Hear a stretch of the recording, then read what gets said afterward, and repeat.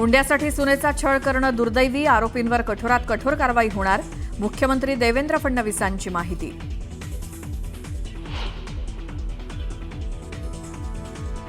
कारण नसताना माझ्या नावाची बदनामी, माझा दुरान्वयही या प्रकरणात संबंध नाही.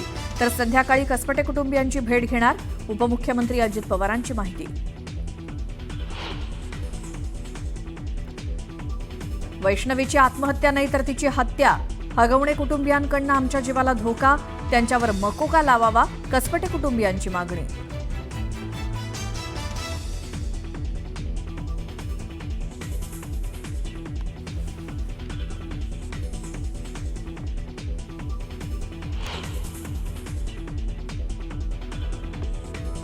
तक्रार आल्यानंतर महिला आयोगानं तातडीनं दखल घेत कारवाईच्या सूचना दिल्या, तर तपास अधिकाऱ्यांनी योग्य तपास केला. कसपटे कुटुंबियांच्या भेटीनंतर रुपाली चाकणकरांची माहिती.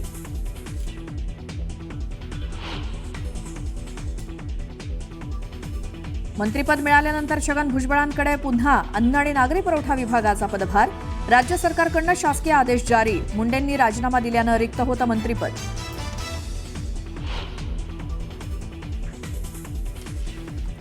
गोळीबाराच्या घटनेनं बीड हादरलं, लिंबा गणेश परिसरात पवनचक्की कंपनीच्या सुरक्षा रक्षकाकडनं गोळीबार, साहित्याच्या चोरीसाठी आलेल्या व्यक्तीचा मृत्यू.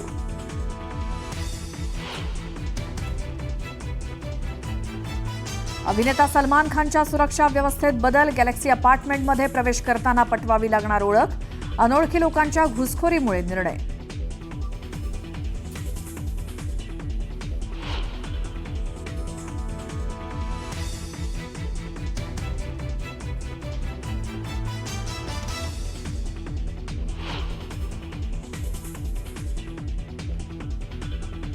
पुण्याच्या राजगुरुनगरमधील चांदोली तलपवईन तरुणीवर अत्याचार, सोबत आचारी काम करणाऱ्या नराधमानंच अत्याचार केल्याचं उघड.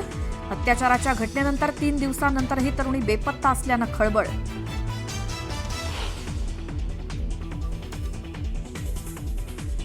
ऑपरेशन सिंदूरमध्ये पाकचे महत्वाचे एअरबेस उद्ध्वस्त, पाकचा नापाक चेहरा भारतानं जगात समोर आणला. केंद्रीय गृहमंत्री अमित शहांचा पाकवर हल्लाबोल.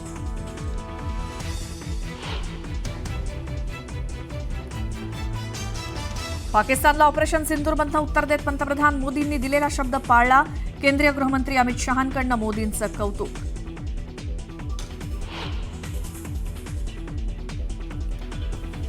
रायझिंग नॉर्थ ईस्ट इन्व्हेस्टर्स समिटचं दिल्लीत मोदींच्या हस्ते उद्घाटन. 2 दिवसीय संमेलनात अनेक महत्त्वाच्या संमेलनांचं आयोजन.